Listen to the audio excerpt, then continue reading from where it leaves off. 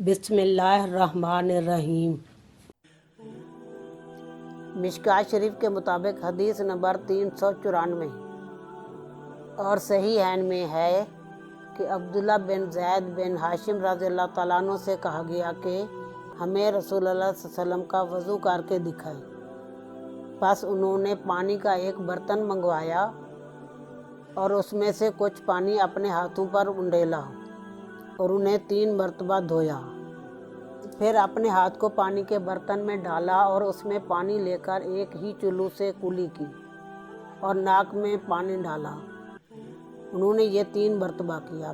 फिर उन्होंने अपना हाथ बर्तन में डालकर उससे पानी निकाला और 3 मरतबा अपना चेहरा धोया।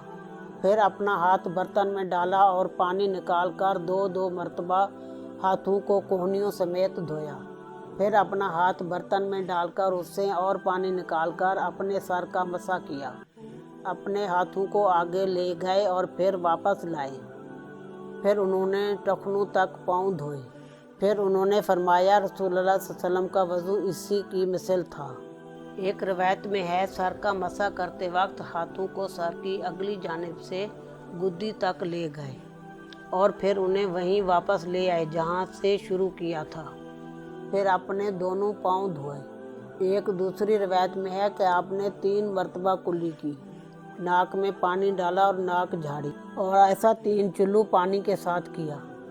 एक और रवायत में है आपने एक चुल्लू के साथ ही कुल्ली की और नाक में पानी डाला और आपने ऐसा 3 मरतबा किया।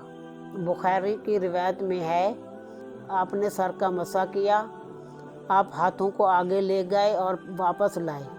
आपने ये 3 मरतबा किया। फिर आपने टखनों तक दोनों पाँव धोए और बुखारी की दूसरी रवायत में है आपने एक ही चुल्लू से 3 मरतबा कुल्ली की और नाक झाड़ी।